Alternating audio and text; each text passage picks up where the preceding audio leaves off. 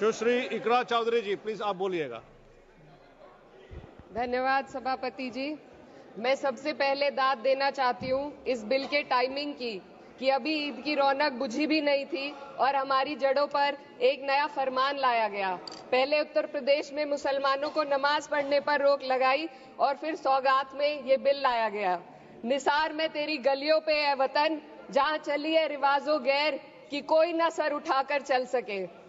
मैं सभापति जी आपको ये बताना चाहती हूँ कि ईद के मौके पर एक विधवा महिला अपनी लड़की के साथ मेरे पास आई और उसने बताया कि वह एक वक्फ की प्रॉपर्टी में रहती है, वही उसके सर पर छत का काम भी करती है और उसकी रोजी रोटी भी वहीं से आती है। वो इस बिल को लेकर इतनी फिक्रमंद थी कि कहीं उससे वो उसकी संपत्ति ना छीन ली जाए।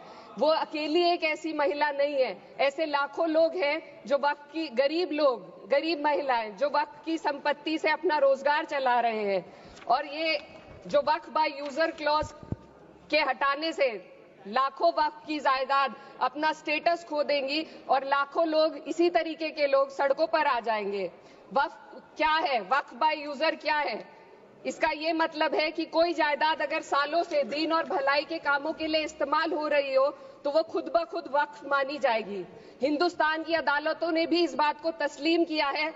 वक्फ बाय यूजर सिर्फ वक्फ बोर्ड को ही मिली कोई खास सौगात नहीं है, ये बल्कि सभी अन्य धार्मिक ट्रस्टों को परंपरा और यूज के आधार पर बिना किसी डॉक्यूमेंटेशन के धार्मिक चरित्र को डिक्लेयर करने का राइट मिला हुआ है। भारत के संविधान के आर्टिकल 13 क्लॉज 3 में कस्टम और यूसेज को कानूनी वैधानिकता प्रदान करता है। इसी आर्टिकल से वक्फ बाय यूजर भी निकला गया है। इस बिल के कानून बनने पर वक्फ बोर्ड तो इस प्रोविजन से हाथ धो बैठेगा, लेकिन अन्य धार्मिक ट्रस्टों को यह सुविधा जारी रहेगी। इससे भारतीय संविधान के आर्टिकल 14 और 15 का सीधा उल्लंघन है, जो धर्म और जाति के आधार पर भेदभाव और कानून के सामने सभी की बराबरी पर जोर देता है। मैं इसके साथ ये भी कहना चाहती हूँ कि सत्ता के लोग जो एक दूसरे की पीठ थपथपा रहे हैं कि वक्फ बाय यूजर का जो अमेंडमेंट इन्होंने दिया उसको एक्सेप्ट कर लिया गया है, लेकिन इनकी शरारत यह है कि उसके साथ ही एक ऐसा प्रोवाइजो इसमें शामिल किया गया जिसके आधार पर यह कहा गया है कि अगर कोई भी वक्फ की संपत्ति विवादित हो तो वो अपना वक्फ स्टेटस खो देगी। तो जो अमेंडमेंट इन्होंने दिया है, जिसको एक्सेप्ट कर लिया गया है, उसका कोई मतलब नहीं है। ये इनकी नीयत है जो साफ जाहिर हो रही है। सोने पर सुहागा एक काम और किया है। सरकार ने वक्फ की कानून के सेक्शन 107 को हटाकर लिमिटेशन एक्ट में 12 साल तक ही किसी के खिलाफ अदालत में जाने का प्रोविजन है। सेक्शन 107 में बोर्ड को लिमिटेशन एक्ट से राहत मिली हुई थी। वक्फ बोर्ड कभी भी अवैध कब्जाधारियों के खिलाफ अदालत जा सकता था। अगर ये सेक्शन ना हो तो अवैध कब्जा करने वाले लोग कानूनी प्रक्रिया का फायदा उठाकर वक्फ की प्रॉपर्टी को हड़प सकते हैं। अन्य धार्मिक ट्रस्टों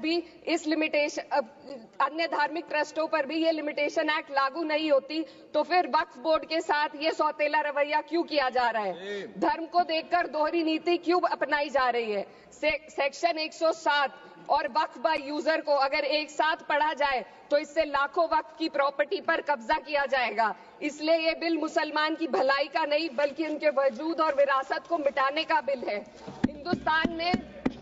हिंदुस्तान में बहुत सारे धार्मिक ट्रस्ट हैं जिसमें उस खास मजहब के लोग शामिल होते हैं और उसका इंतजाम करते हैं। और ये बात समझ में आने वाली भी है, क्योंकि जो व्यक्ति अपने मजहब के रीति रिवाज को जितना अच्छे से समझ सकता है, किसी अन्य मजहब का व्यक्ति नहीं समझ सकता।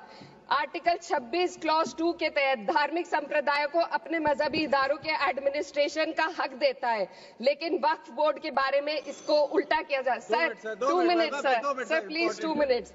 सरकार इसे एक सेक्युलर बॉडी मान रही है और इसमें गैर मुस्लिमों को शामिल करने की बात कह रही है। आपके मुंह से सेक्युलरिज्म की बात सुनकर अच्छा लगा, लेकिन अगले ही पल ये भ्रम टूट जाता है, क्योंकि आपको सिर्फ दान देने के लिए प्रैक्टिसिंग मुस्लिम का आपने क्लॉज डाला है, लेकिन बोर्ड में बैठने के लिए मुस्लिम होने की कोई आपकी क्लॉज नहीं है। तो इससे आपकी जो दोहरी नीति है वो साफ जाहिर होती है।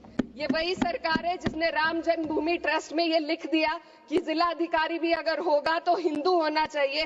कोई मुझे बताए कि वहां पर सेक्युलरिज्म का रस क्यों नहीं घोला गया।